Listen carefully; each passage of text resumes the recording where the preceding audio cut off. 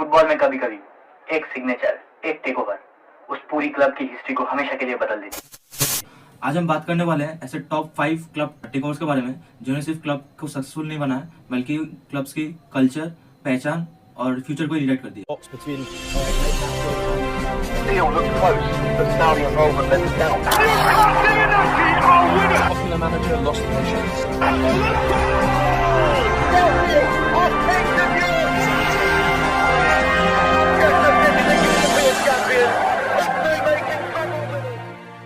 तो आज पहले बात करेंगे Newcastle United taken over bye Saudi PIF. Newcastle United founded in 1892, एक वक्त का इंग्लिश प्रीमियर लीग का सबसे बिगेस्ट क्लब में से एक, जिसके पास थे 4 लीग टाइटल्स और 6 एफए कप्स। और 1950s में ये क्लब तो ट्रॉफीज जीतने के लिए ही जाना जाता था, लेकिन उनके इस ग्लोरियस चैप्टर्स में भी एक हिस्ट्री का सबसे बड़ा फ्रस्ट्रेटिंग चैप्टर भी था, जो है Mike Ashley era. Mike Ashley के टेकओवर के बाद क्लब का हालत ऐसा हो गया था कि क्लब का गोल जीतना नहीं बल्कि सरवाइव करना था। उनमें से सबसे बड़ा एक प्रॉब्लम मिनिमल स्पेंडिंग, और उसका बुरा नतीजा नेग्लेक्टेड फैसिलिटीज, और सबसे बड़ा problem relegation in 2009 and 2016। Result, fans fed up हो गए और सीधा प्रोटेस्ट पे उतारा। Passion. Mike Ashley was Then last week. The Premier League dispute. Fans के प्रोटेस्ट को देखते हुए न्यूकासल यूनाइटेड फैसला किया वो लोग फिर से ओनर चेंज करेंगे, और दूसरी बार 2021 में एक और टेक ओवर हुआ। Finally in October 2021 Newcastle United fans के लिए आई एक फाइनली खुशखबरी। उनके सामने फाइनली वो मोमेंट आ गया था जो वो बरसों से, सालों से इंतजार कर रहे थे। सऊदी पब्लिक इन्वेस्टमेंट फंड या फिर Saudi PIF backed by prince Mohammed bin Salman Newcastle club को 305 मिलियन पाउंड्स में माइक एशली से टेक ओवर कर लिया। और ये सिर्फ ओनरशिप का चेंज नहीं था, ये होप का कमबैक था। टेक ओवर के बाद सबको लगा न्यूकासल अब ढेरों खर्चा करेंगे, मिलियंस बिलियंस खर्चा करेंगे और ज़्यादा से ज़्यादा सुपरस्टार साइनिंग करेंगे, लेकिन नहीं, उन्होंने सबको चौंका दिया by doing smart signings over the superstars.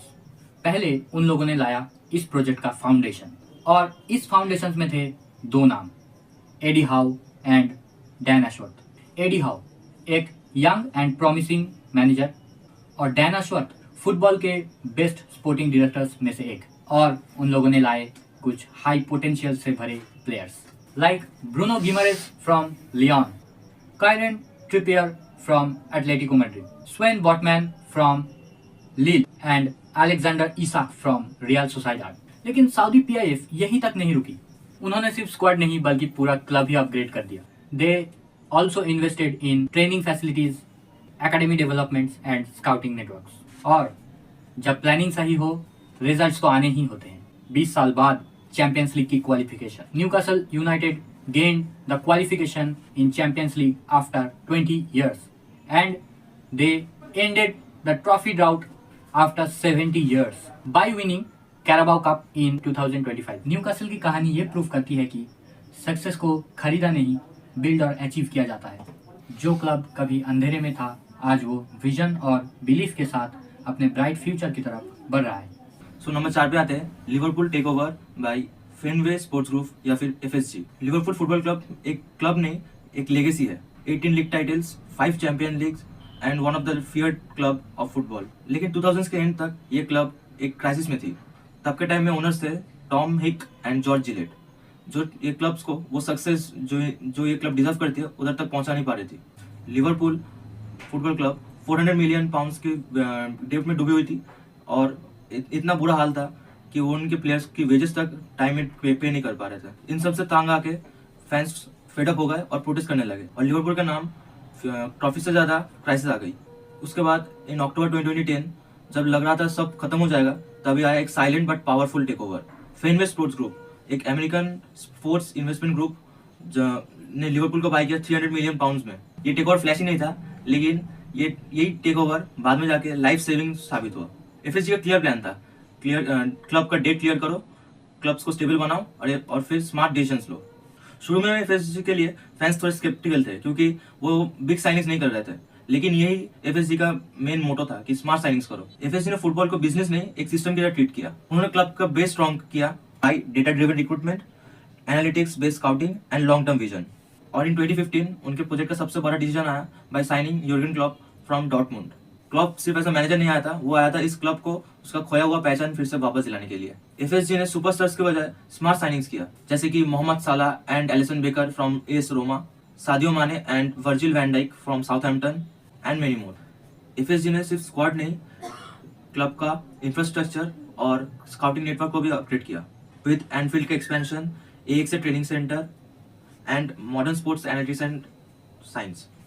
जब प्लानिंग सही हो तब रिजल्ट्स आने होते हैं, जैसे कि Premier League from in 2019-20, Champions League winner in 2019, multiple domestic cups, club world cup and multiple European finals also. FSG का टेक ओवर एक प्रूफ है कि सक्सेस सिर्फ पैशन से नहीं, पैशन के साथ साथ पेशेंस, प्लानिंग और विजन से आती है। नेक्स्ट आता है पेरिस सैंट जर्मेन और PSG taken over by Qatari sports investments. Paris Saint Germain, a club founded in 1970s। PSG relatively एक यंग क्लब था तब। ये क्लब तब डोमेस्टिक लीग में कभी कभी ट्रॉफी जीत लेती थी, लेकिन यूरोप कॉन्टिनेंट में इसका कोई बिग इम्पैक्ट नहीं था। तब लीग वन और लीग एक वीक लीग मानी जाती थी और उसके अंदर पीएसजी को लगता था जैसे कि एक लोकल फ्रेंच फुटबॉल क्लब। तब पीएसजी का ओनरशिप था फ्रेंच कॉलोनी कैपिटल्स के पास, जिसका सिर्फ यही फोकस था cost cutting and player release, जिसके पास ना थी कोई लॉन्ग टर्म विजन या ग्लोबल एम्बिशन। और पीएसजी का सबसे बड़ा क्राइसिस था आइडेंटिटी क्राइसिस। फिर आया वो मोमेंट जो पूरे यूरोपियन फुटबॉल का बैलेंस हिला डाला। साल था 2011। क्यूएसआई ने पीएसजी को टेक ओवर किया सिर्फ 70 मिलियन यूरोज में। ये सिर्फ एक क्लब परचेज नहीं था, बल्कि ये ग्लोबल ब्रांडिंग प्रोजेक्ट था। क्यूएसआई का गोल एकदम बिल्कुल क्लियर था, पीएसजी को बनाना है world's biggest marketable football club.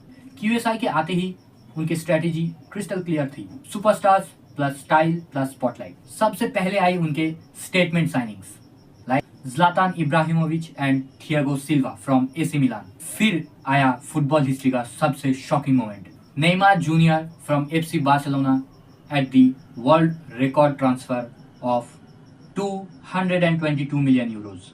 और फ्यूचर सिक्योर करने के लिए हमारा फ्रांस का future golden boy Kylian Mbappe. PSG ने सिर्फ फुटबॉल नहीं खेला, उन लोगों ने फैशन, लाइफस्टाइल, पॉप कल्चर को फुटबॉल के साथ मर्ज किया। उनके इसकी मूव्स में थे Jordan brand partnership, aggressive social media growth and global fan base build in Asia, Africa and USA, upgrade in training facilities, making stronger squad depth but focus always on the star power.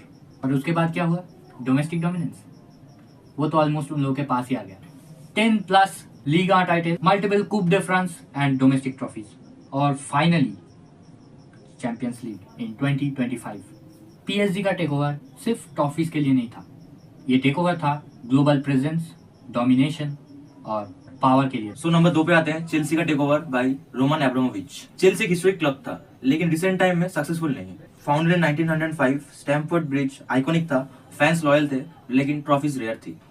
उस time पे ownership थी केन bets के पास। Club में कई सारे problem थे, from financial problems to old stadium issues to limited squad depth. फिर June 2003 में the club was bought by Roman Abramovich, Russian oligarch, in the valuation of 140 million pounds. सबसे पहला मूव, क्लब का 80 million pounds का debt पहले clear किया Roman Abramovich ने, और एब्रामोविच के आने के बाद ही क्लब का रूल ही पूरा चेंज हो गया।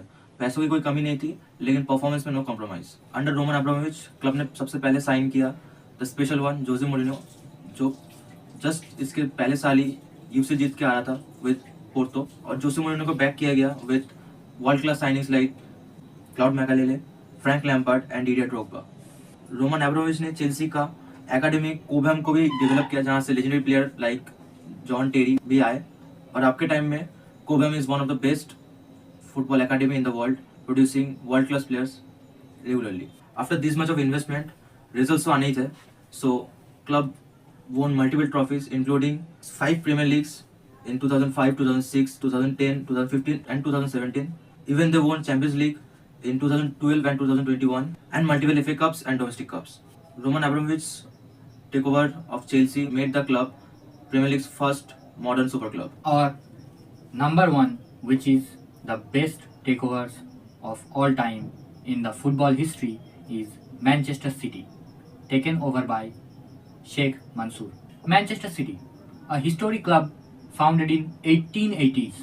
ये एक हिस्टोरिक क्लब तो थी, लेकिन इसकी हिस्ट्री ज़्यादातर पेनफुल मेमोरी से भरी थी। सिटी के पास लॉयल फैन बेस तो था, लेकिन कंसिस्टेंसी कभी नहीं। वो लोग लगातार रेलीगेशन, प्रमोशंस और फाइनेंशियल स्ट्रगल्स के बीच में सफर करते ही जा रहे थे, जबकि उधर मैनचेस्टर यूनाइटेड लगातार ट्रॉफीज जीते जा रही थी। मैनचेस्टर सिटी और उसके लॉयल फैंस आइडेंटिटी तो ढूंढ रहे थे, लेकिन वो लोग रियलिटी में मिड टेबल में ही फंस के रह गए थे। तब ओनरशिप थी थकसिन सिनावात्रा के पास, a well known Thai businessman, जिनके ओनरशिप के अंडर क्लब तो अनस्टेबल था ही था और उनका फ्यूचर भी था अनसर्टेन। लेकिन वक्त का पहिया घूमते घूमते आ गया सितंबर 2008, प्रीमियर लीग का एक हिस्टोरिक मोमेंट, एक टर्निंग पॉइंट जहां अबू धाबी से आए शेख मंसूर और टेक ओवर कर लिया मैनचेस्टर सिटी को। Abu Dhabi United Group led by Sheikh Mansour took over City around 210 million pounds. ये सिर्फ रिच ओनर का क्लब में एंट्री नहीं थी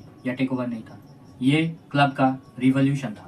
इनिशियल ईयर्स में सबको लगा सिटी के पास बस पैसा है, वो लोग उड़ा रहे हैं। तब बिग साइनिंग्स भी आए लाइक रॉबिन्हो, याया तोरे और कार्लोस टेवेस, लेकिन बैकग्राउंड में कुछ और ही बिल्ड हो रहा था। सिटी ने डिसाइड किया वो लोग प्लेयर्स नहीं, वो लोग इकोसिस्टम बिल्ड करेंगे। उन लोगों ने बनाई city football academy with world class infrastructures, elite scouting and analytical systems and the city football group, a global multi club business.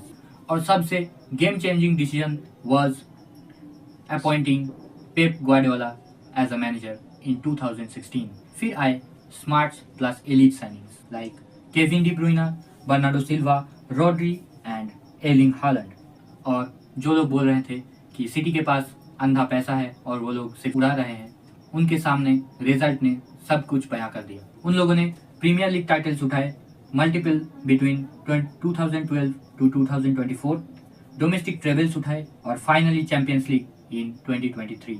और मैनचेस्टर सिटी बन गया एक नॉइजी नेबर से वर्ल्ड का सबसे डोमिनेंट फुटबॉल टीम। आज मैनचेस्टर सिटी एक club नहीं, एक फुटबॉलिंग एम्पायर है। तो गाइस, ये तो कुछ क्लब टेक ओवर्स जिन्होंने फुटबॉल को पूरी तरह से चेंज करके रख दिया। और अगर आपको फुटबॉल के ऐसे ही टॉपिक्स पर बहुत सारे वीडियो पसंद आते हैं तो वीडियो को करो लाइक, चैनल को करो सब्सक्राइब और कमेंट में बताओ नेक्स्ट वीडियो किस टॉपिक पे चाहिए। मिलते हैं नेक्स्ट वीडियो पे, तब तक के लिए stay tuned and keep watching more football. Bye bye.